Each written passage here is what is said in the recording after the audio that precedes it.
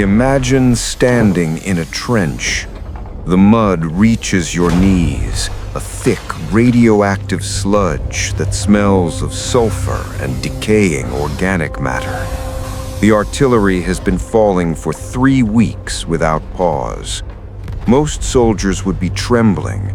Most would be writing their final letters home, praying to the God Emperor for salvation, or simply screaming into the void. But the soldier next to you is silent.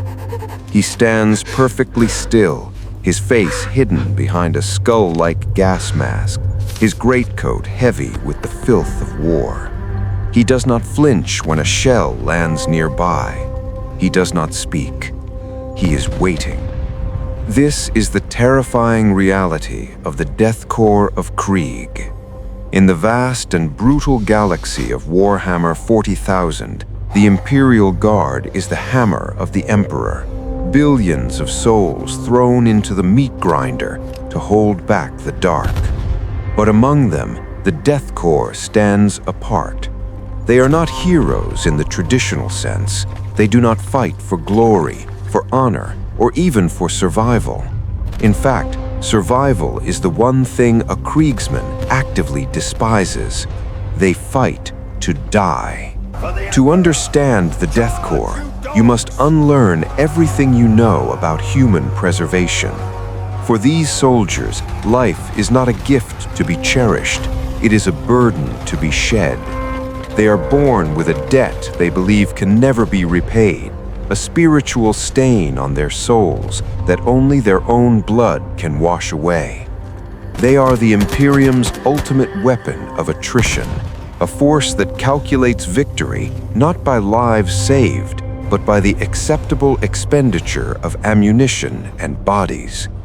In this video, we are going to decode the tragic existence of a Death Korps soldier. We will peel back the layers of propaganda to reveal the horrifying truth of their unnatural birth in the forbidden Vitae Wombs.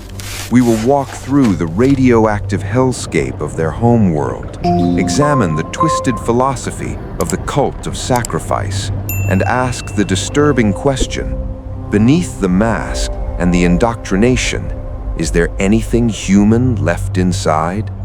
But before we descend into the trenches, if you appreciate deep dives into the darkest corners of 40K lore, consider subscribing to the Silent Imperium. Join us and help us chronicle the truths that the Inquisition would prefer to keep buried. Now let us return to the radioactive dust of Krieg. To understand the soldier, you must first understand the world that broke him. Krieg was not always a nightmare. Millennia ago, it was a thriving hive world, a jewel of industry and trade, generating billions in tithes for the Imperium. But in the 41st millennium, prosperity is often the precursor to corruption. The autocrats who ruled Krieg grew arrogant. They looked at the tithes they sent to Terra and grew resentful. They believed they were strong enough to stand alone, independent of the Imperium's crushing taxes and the ecclesiarchy's watchful eye. In the year 433 of the 40th millennium, the High Autocrat of Krieg declared independence. He renounced the Emperor.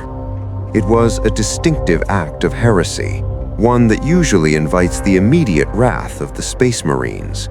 But Krieg was distant, and the Imperium was slow to react. However, one man on the planet remained loyal, Colonel Jerton of the 83rd Imperial Guard Regiment. Jerton was a man of uncompromising will. Trapped on a world that had turned traitor, surrounded by enemies, and cut off from reinforcement, he faced an impossible choice. He could surrender and let Krieg fall to heresy, or he could destroy it to save it. Jerton chose the latter. On the feast of the Emperor's Ascension, Jerton unleashed a stockpile of forbidden atomic missiles. He did not target the enemy armies, he targeted the planet itself.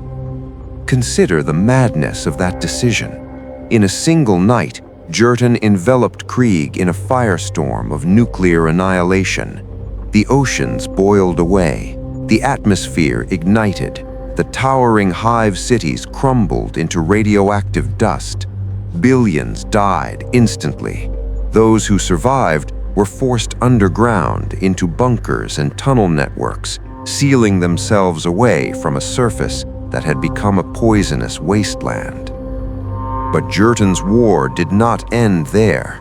For 500 years, the civil war on Krieg raged in those tunnels and across the radioactive dunes.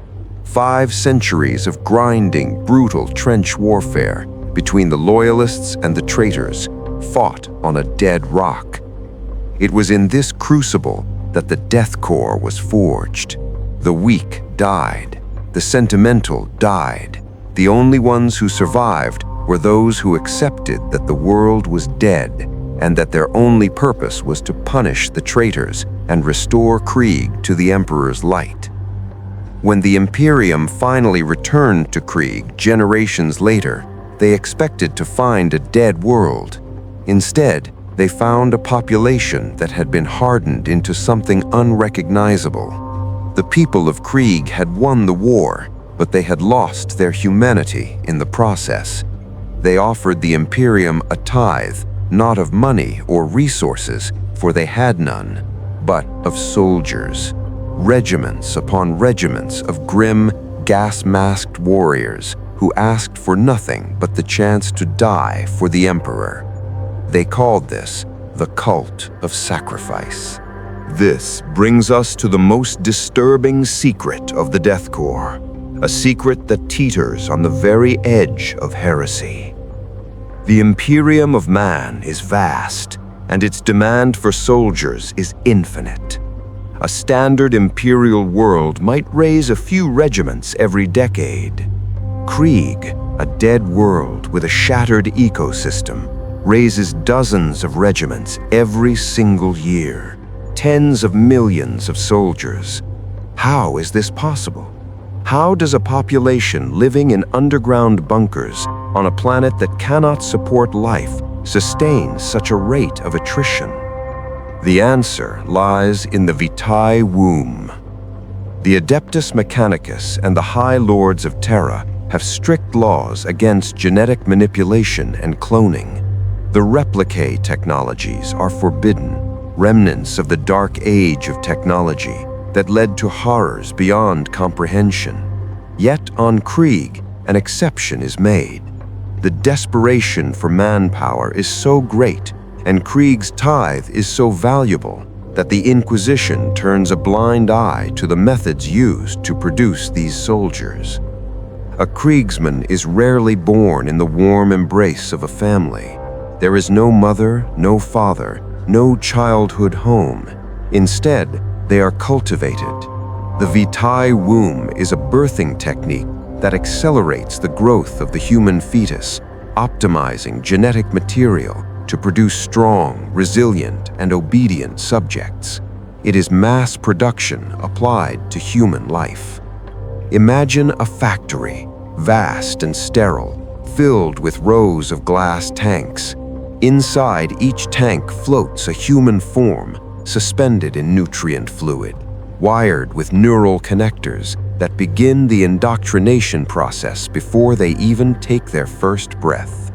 They are not named, they are given a serial number. From the moment of conception, they are property of the Departamento Munitorum. This is the first tragedy of the Kriegsman. He is denied the basic dignity of individuality. In other regiments, a soldier fights to protect his home, his village, his family. A Cadian fights because he is proud of his fortress world. A Katachan fights because he is a survivor. A Kriegsman fights because he was manufactured to do so. He has no family to mourn him. He has no sweetheart waiting for a letter. He has no concept of a life outside of war because he was never designed for peace. The training that follows is a continuation of this dehumanization. It is brutal, lethal, and uncompromising. Known as the proving grounds, the surface of Krieg itself serves as the training field. Young soldiers are thrown into the radioactive wastes, forced to fight mock battles with live ammunition. The weak are culled, the slow are killed. There is no mercy for failure, because to fail is to waste the Emperor's resources. Those who survive the training are not celebrated. They simply earn the right to wear the mask. And once that mask goes on, it rarely comes off. It becomes their face. It filters the air they breathe, stripping away the poison, just as their training stripped away their fear. Under the mask, they are all identical. They are all Krieg, and they are all already dead. They are just waiting for the universe to confirm it. Now imagine the deployment. The dropships scream down through the atmosphere, landing amidst the mud and blood of a contested world. To understand the Krieg methodology, we must contrast them with the other legendary regiments of the Imperial Guard. Take Akkadian shock trooper. He is disciplined, brave, and highly trained. He fights with fire in his belly, driven by a desire to protect the Imperium and return home a hero. If his commander orders a suicide charge, he will do it, but he will hesitate for a fraction of a second, a human moment of fear before duty takes over. He values his life because he believes his life has meaning. Now, look at the Death Korps soldier. If you order a Kriegsman to charge a machine gun nest, armed only with a bayonet, he does not hesitate. He does not feel fear. He does not think of home, because he has none. He simply calculates the distance, the time it will take to cross the kill zone, and the likelihood of his death contributing to the objective. He is not brave in the way Akkadian is. Bravery requires overcoming fear. The Kriegsman has simply removed the variable of self-preservation from the equation. This mindset was perfectly illustrated during the infamous siege of Vrax. This was not a battle, it was a meat grinder that lasted for 17 years. The apostate Cardinal Zaffan had turned the armory world of Vrax into a fortress of heretical defiance. The Departamento Munitorum calculated that a standard siege would take too long and cost too many resources, so they sent the Death Korps. For 17 years, the Death Korps dug. They turned the surface of Vrax into a mirror of their home world, a labyrinth of trenches, razor wire, and mud. They did not try to storm the walls in a glorious wave. They simply strangled the enemy. They fired millions of artillery shells day and night, turning the ground to sludge. Living conditions in these trenches were beyond human endurance. Disease was rampant. The air was thick with chemical gas. Food was scarce. A normal man would break psychologically within weeks. The Krieg soldiers thrived. This was their natural habitat. They stood in freezing mud for days without complaint. They ate corpse starch rations without grimace. When a wave of heretics charged, the Krieg soldiers met them with silence and laze fire. There is a chilling report from a commissar attached to a Krieg regiment during Vrax. Usually, a commissar's job is to shoot cowards to maintain morale. With the Death Korps, the commissar's job is the opposite. He has to restrain them. He has to stop them from launching suicidal charges that waste manpower for no strategic gain. The commissar noted that the men didn't celebrate when they took a trench line. They simply checked their ammunition, counted the dead, and began digging the next trench. At Vrax, millions of Krieg soldiers died. To the High Command, this was a victory. To the Death Korps, it was simply an invoice paid. They had spent lives to buy time and territory. The equation was balanced. But what happens when a Krieg soldier falls? This brings us to the most iconic and unsettling aspect of their culture, the mask and the quartermaster. You have likely noticed that you never see the face of a Death Korps soldier. The gas mask is standard issue, necessary for the toxic atmosphere of Krieg, but on other worlds, it serves a different purpose. It strips away identity. When you look at a Cadian squad, you see individuals, scars, tattoos, different expressions. When you look at a Krieg squad, you see 10 identical skulls staring back at you. The mask is a barrier against the self. It reinforces the idea that they are not men, but components of a greater machine. To remove the mask in the presence of others is a shameful act, a reassertion of the I when there should only be the we. Even in death, they often remain masked, anonymous bodies in a pile of greatcoats. However, the true horror of their pragmatism is embodied in the figure of the quartermaster. In other regiments, the medic is the most beloved figure, the man who saves lives. In the Death Korps, the medic and the supply officer are the same person, the quartermaster. Imagine the scene. A charge has failed. The ground is littered with the groaning wounded. The quartermaster moves through the carnage, a dark figure in a heavy coat, surrounded by servo skulls. He approaches a wounded soldier. He does not offer comfort. He does not whisper words of hope. He makes a calculation. He looks at the soldier's injury. If the soldier can still fight, he is patched up and sent back to the line.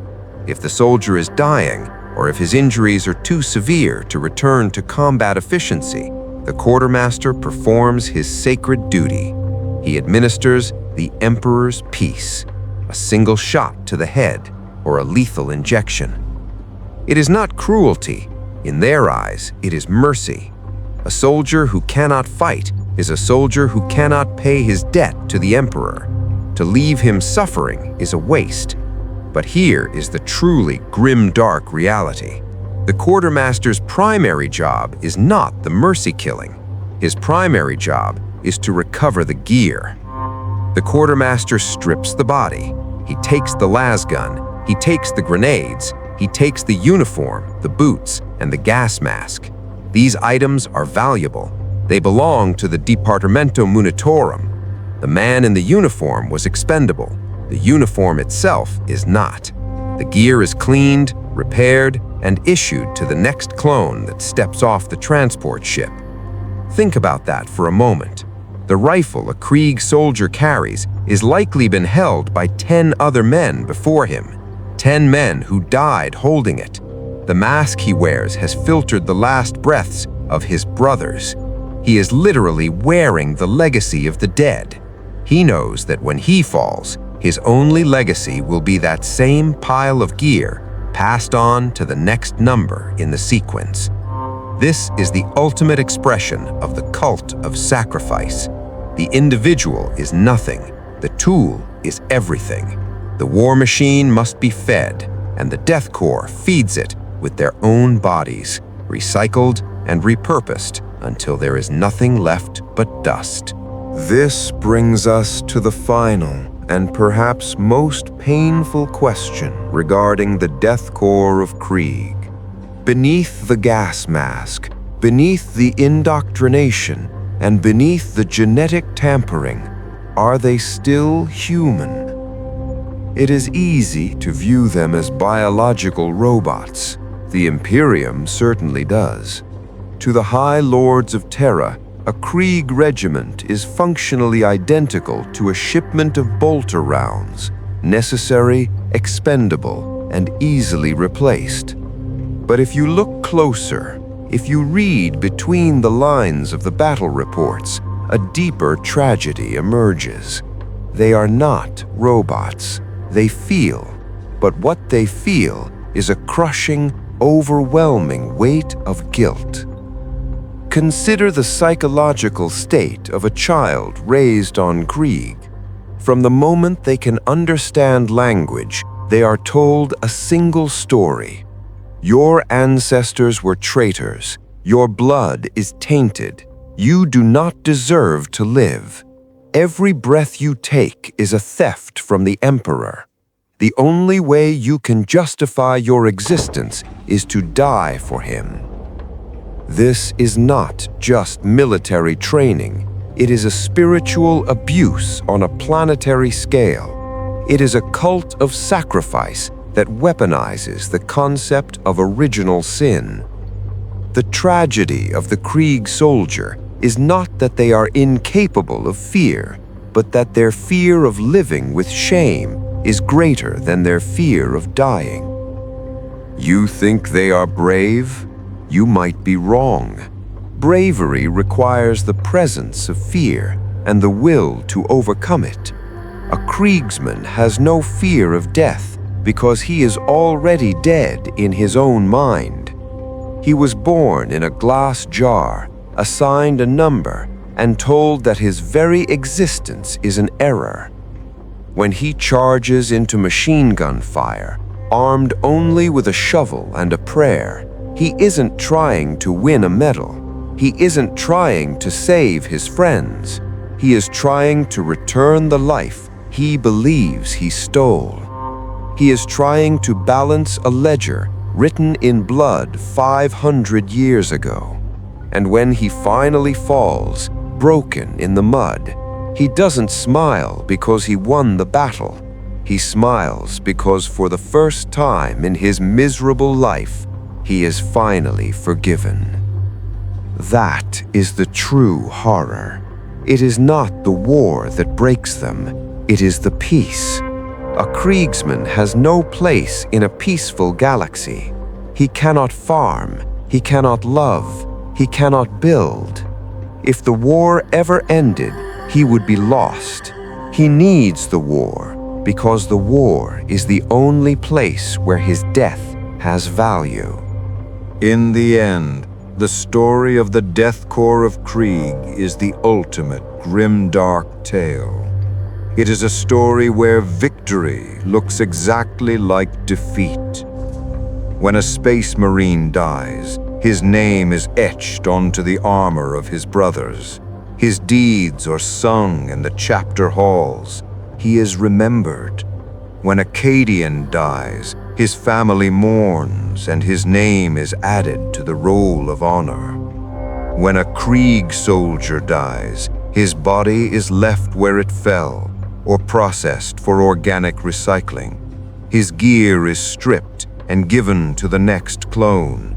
His number is struck from the roster, and a request is sent to the Vitae Wombs for a replacement.